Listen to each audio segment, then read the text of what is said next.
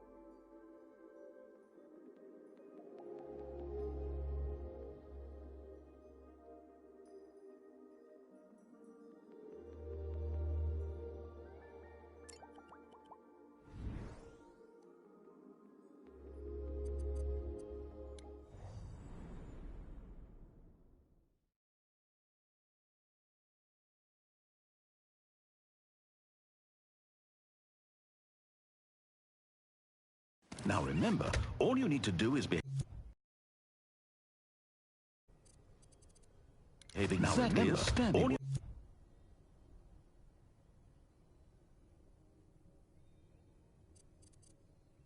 you need to do is behave exactly.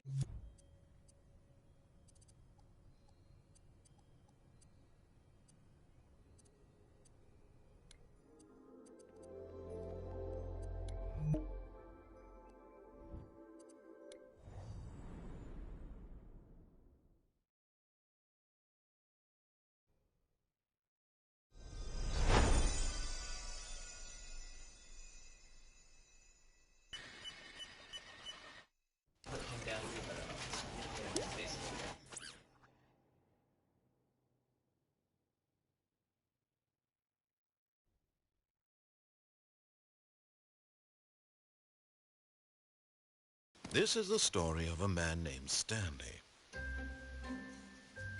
Stanley worked for a company in a big building where he was employee number 427. Employee number 427's job was simple. He sat at his desk in room 427 and he pushed buttons on a keyboard. Orders came to him through a monitor on his desk, telling him what buttons to push, how long to push them, and in what order. This is what employee 427 did every day of every month of every year. And although others might have considered it soul-rending, Stanley relished every moment that the orders came in, as though he had been made exactly for this job. And Stanley was happy.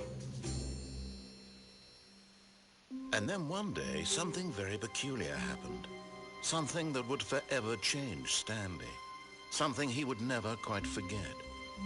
He had been at his desk for nearly an hour when he realized that not one single order had arrived on the monitor for him to follow. No one had showed up to give him instructions, call a meeting, or even say hi. Never in all his years at the company had this happened, this complete isolation. Something was very clearly wrong. Shocked, frozen solid, Stanley found himself unable to move for the longest time. But as he came to his wits and regained his senses, he got up from his desk and stepped out of his office.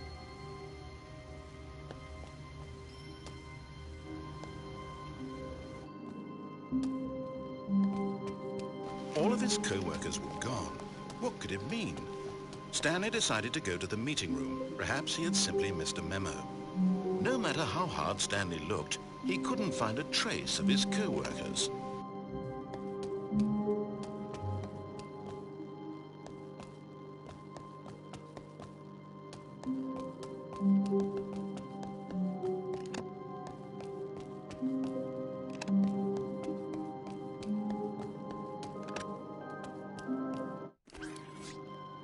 Stanley came to a set of 2 open doors. He entered the door on his left.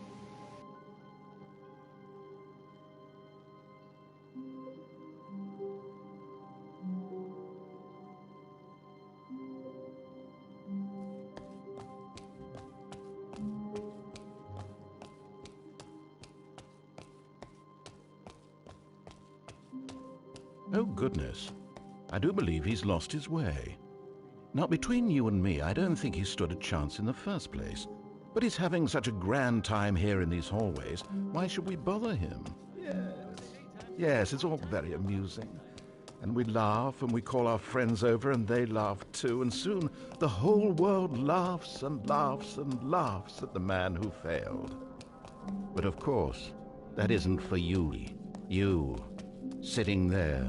What have you gained? Do you know this man? Do you know anything about him? Oh, of course not. Now, if I could truly put you in his shoes to show you the paths he walked and the choices he made, but we both know that isn't possible. Not yet. Soon, you will be the one to walk. The controls will be in your hands. Soon, we will find out if your friends turn and laugh at you, just as they did with him. Oh, I think I'm going to enjoy this. When you find out how alone you truly are, I will be laughing more than anyone. Very soon now. Ah, but there's a twist. Are you ready for it?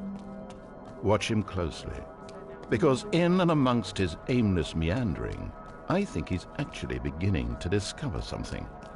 He's getting closer to an answer, an explanation, an exit. He is beginning to earn his freedom. The end is nearly here. Let's play, everyone. Let's. I'll find out when it's time to play the game. Which for members of the internet.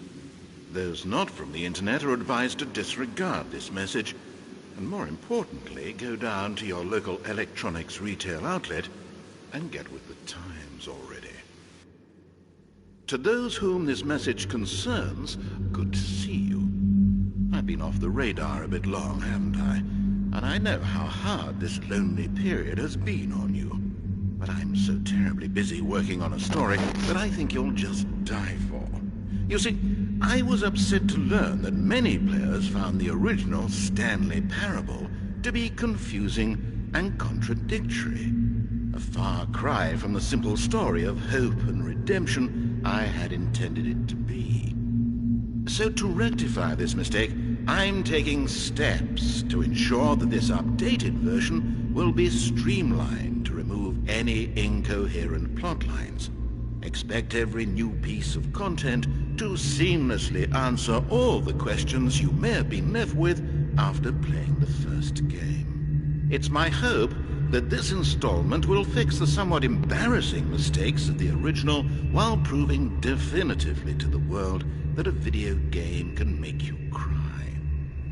And I know our mutual friend Stanley would be devastated if he were left out, which is why he's graciously volunteered to star in it once again. Or I'm sure he will anyway.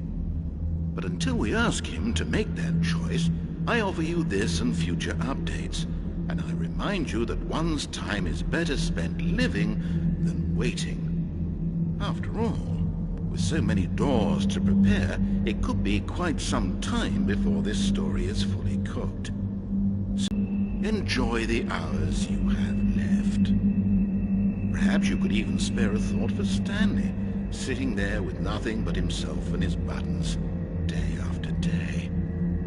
He's been getting rather comfortable, I think, as humans tend to do when the scenery stops changing.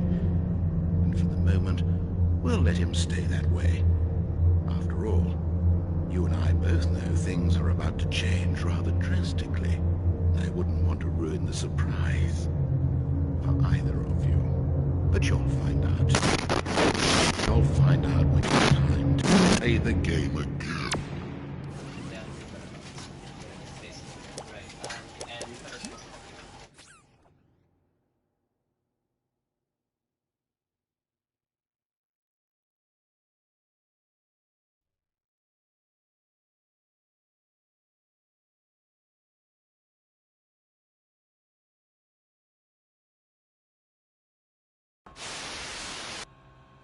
I recently received an email from a man named Raphael who writes, I just played your game, and I'd like to say it was the most annoying thing I ever played.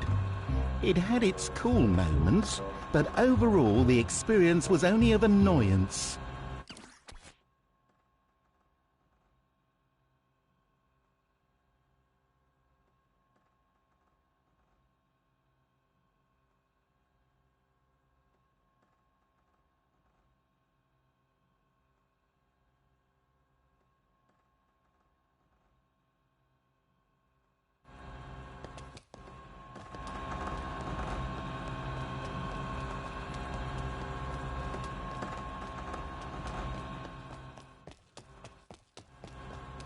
Welcome to the Stanley Parable demonstration. Your number is 28. When your number is displayed, please enter the demonstration room. Thank you.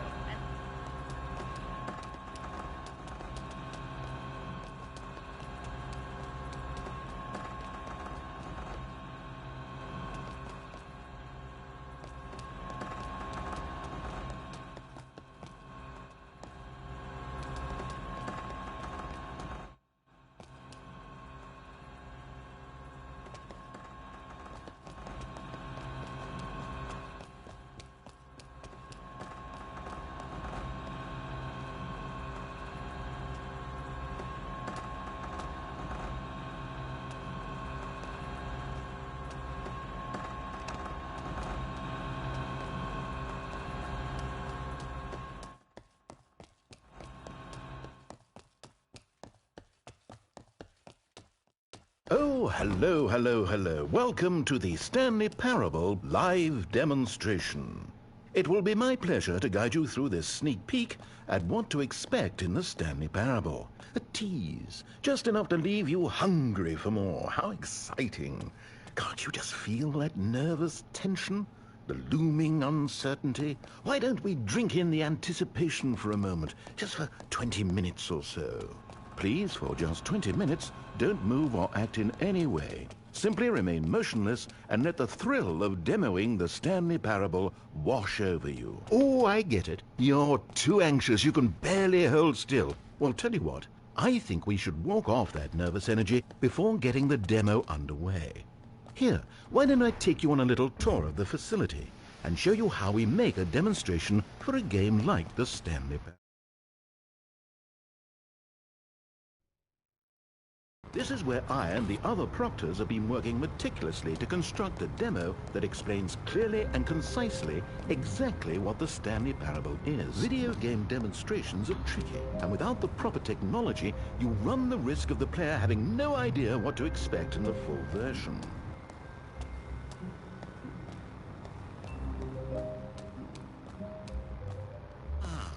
Here is one such technology. These buttons are meant to convey the meaning of choice and the impact of the decisions you make. After all, choices carry tremendous meaning and consequence. Didn't you know that? Go ahead. Why don't you try picking one of these buttons to press, and we'll see what your choice says about you.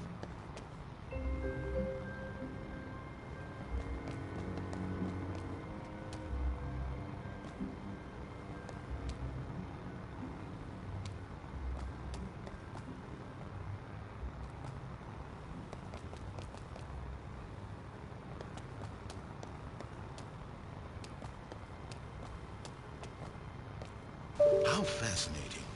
Did you know that 94% of all people who select that particular button are sexual predators? You see, our choices really do illuminate the very intangible nature of our minds and souls. Pervert. Okay, what else can I show you? Boxes. This place is the are like spheres. Nothing is wasted.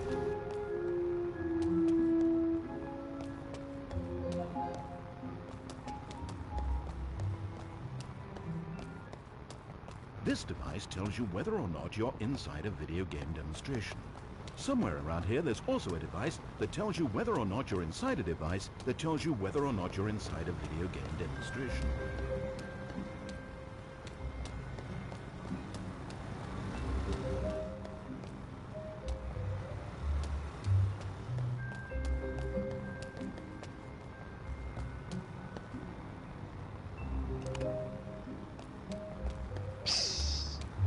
Now, I think you'll find this exciting. We've actually developed a wall that you can walk through. Go ahead, give it a shot.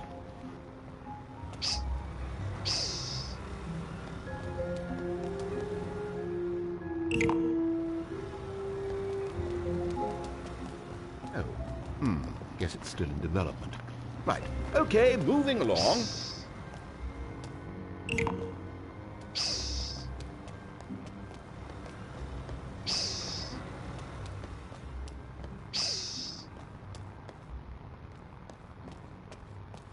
How's the anticipation? Still feeling it?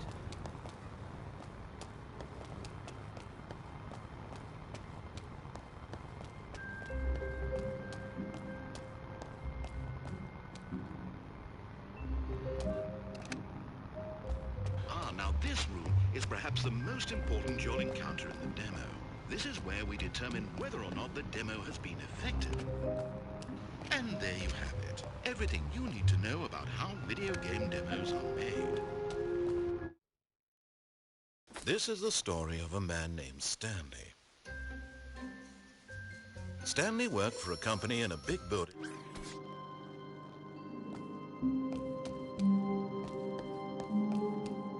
All of his co-workers were gone. What could it mean? Stanley decided to go to the meeting room. Perhaps he had simply missed a memo. No matter how hard Stanley looked, he couldn't find a trace of his co-workers.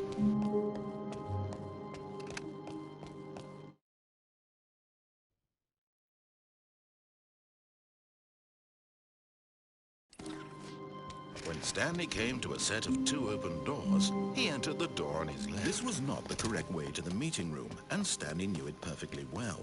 Perhaps he wanted to stop by the employee lounge first, just to admire it.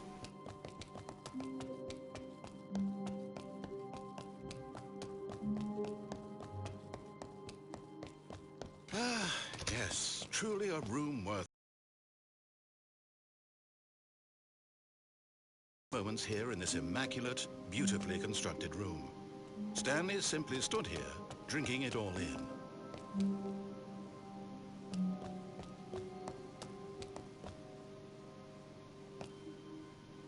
Yeah, at this point, Stanley's obsession with it, but at last, he'd had enough of the amazing room, and took the first open door on his left to get back to business.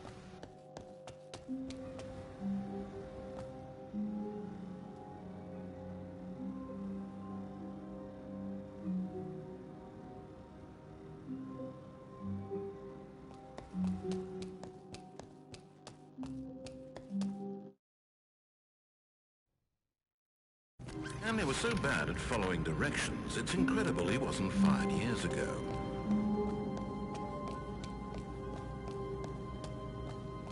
Look, Stanley, I think perhaps we've gotten off on the wrong foot here. I'm not your enemy, really, I'm not. I realize that investing your trust in someone else can be difficult, but the fact is that the story has been about nothing but you all this time. There's someone you've been neglecting, Stanley. Someone you've forgotten about.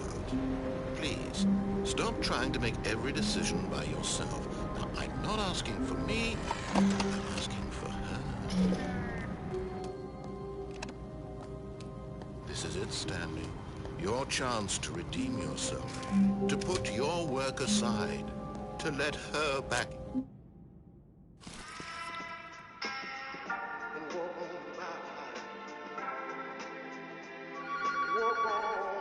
That's her, Stanley. You need to be the one to do this, to reach out to her. If you can truly place your faith in another, then... Oh, Stanley, is that you? Hold on, sweetie. Sorry to keep you waiting. I'm just pulling the bread out of the oven. All right. Okay, there we go. All right, now, I want you to come in and tell me all about your day. Gotcha! Oh, come on. Did you actually think you had a loving wife who'd want to commit their life to you? I'm trying to make a point here, Stanley. I'm trying to get you to see something. Come inside.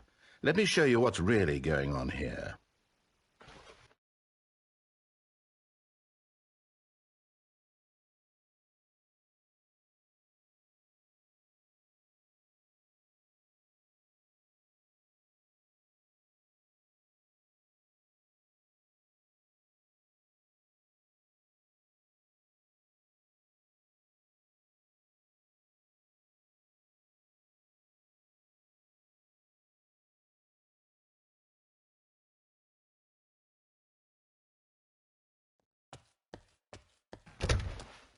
This is a very sad story about the death of a man named Stanley.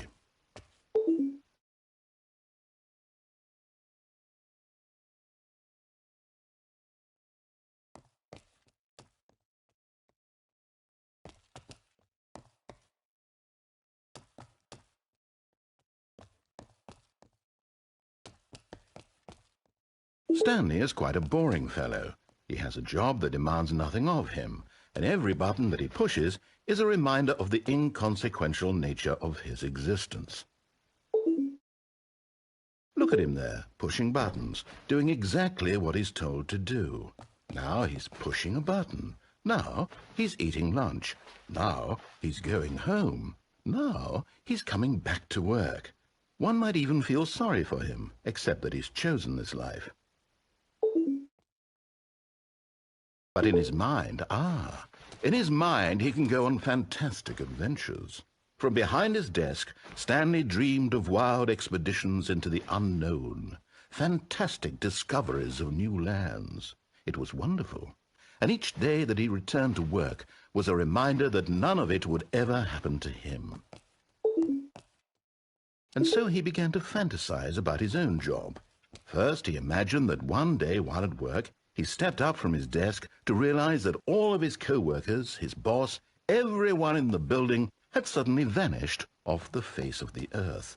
The thought excited him terribly. So he went further. He imagined that he came to two open doors and that he could go through either. At last, choice. It barely even mattered what lay behind each door. The mere thought that his decisions would mean something was almost too wonderful to behold.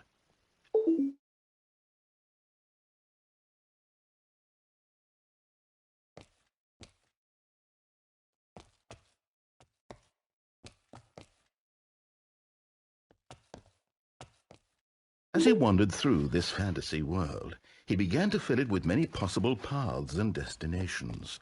Down one path lay an enormous round room with monitors and mind controls. And down another was a yellow line that weaved in many directions. And down another was a game with a baby. And he called it the Stanley Parable. It was such a wonderful fantasy, and so in his head he relived it again, and then again, and again, over and over, wishing beyond hope that it would never end, that he might always feel this free. Surely there's an answer down some new path, mustn't there be? Perhaps if he played just one more time.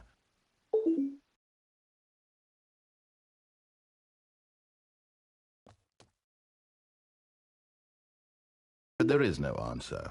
How could there possibly be? In reality, all he's doing is pushing the same buttons he always has. Nothing has changed.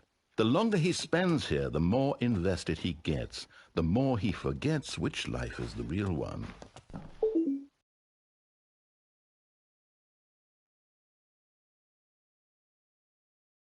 And I'm trying to tell him this, that in this world he can never be anything but an observer, that as long as he remains here, he's slowly killing himself. But he won't listen to me. He won't stop. Here, watch this. Stanley, the next time the screen asks you to push a button, do not do it. You see? Can he just not hear me? How can I tell him in a way that he'll understand that every second he remains here, he's electing to kill himself? How can I get him to see what I see? How can I make him look at himself? I suppose I can't, not in the way I want him to.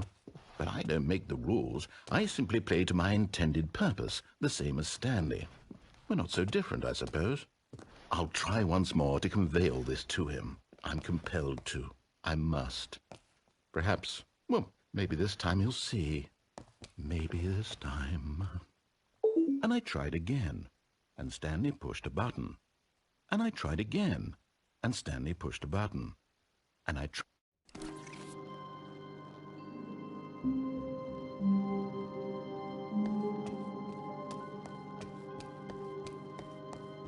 All of his co-workers were gone. What could it mean? Stanley decided to go to the meeting room. Perhaps he had simply missed a memo. No matter how hard Stanley looked, he couldn't find a trace of his co-workers.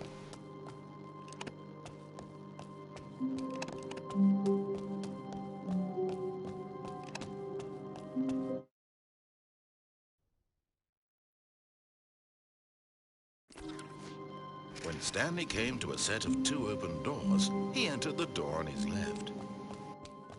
This was not the correct way to the meeting room, and Stanley knew it perfectly well. Perhaps he wanted to stop by the employee lounge first, just to admire it. Yes, truly a room worth admiring. At this point, Stanley's obsession with it, but at last he'd had enough of the amazing room, and took the first open door on his left to get back to business.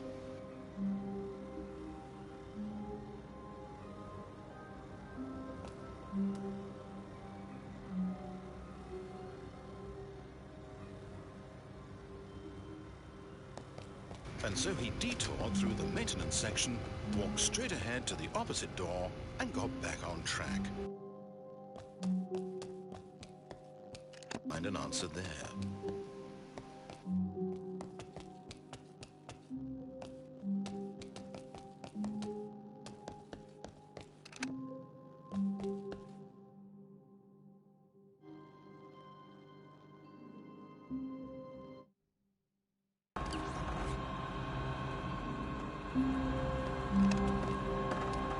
Stanley stepped into the broom closet, but there was nothing here, so he turned around and got back on track.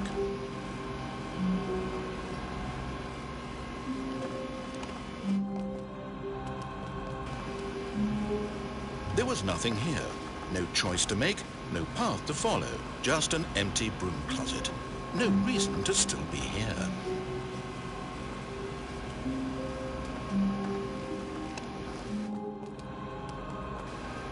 It was baffling that Stanley was still just sitting in the broom closet.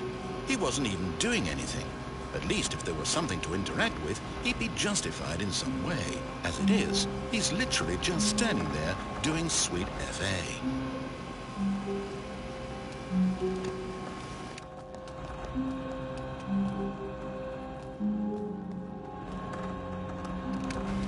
Maybe to you this is somehow its own branching path. Maybe when you go talk about this with your friend, you'll say, "Oh, did you get the broom closet ending? The broom closet ending was my favorite." I hope your friends find this concerning.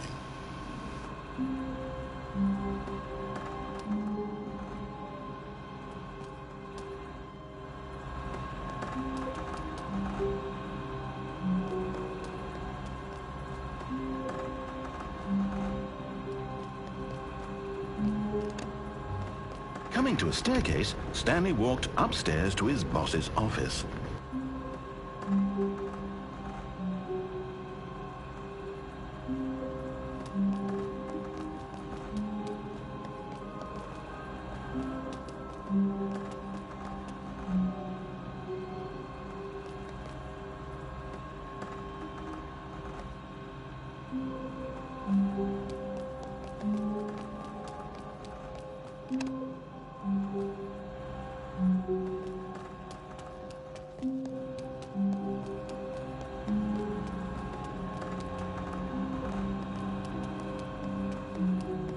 Stepping into his manager's office, Stanley was once again stunned to discover not an indication of any human life.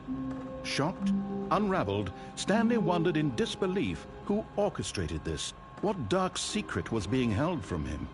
What he could not have known was that the keypad behind the boss's desk guarded the terrible truth that his boss had been keeping from him. And so the boss had assigned it an extra secret PIN number. 2845.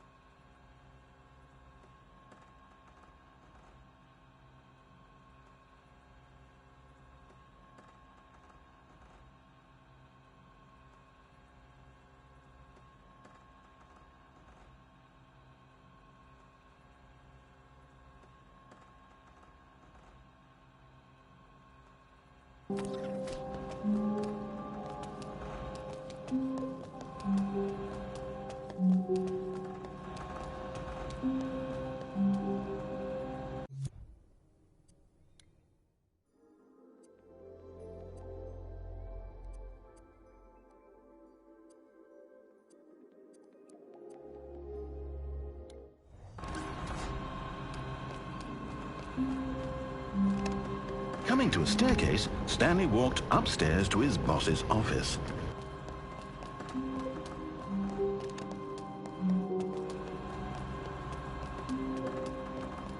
Stepping into his manager's office, Stanley was once again stunned to discover not an indication of any human life. Shocked, unraveled, Stanley wondered in disbelief who orchestrated this. What dark secret was being held from him?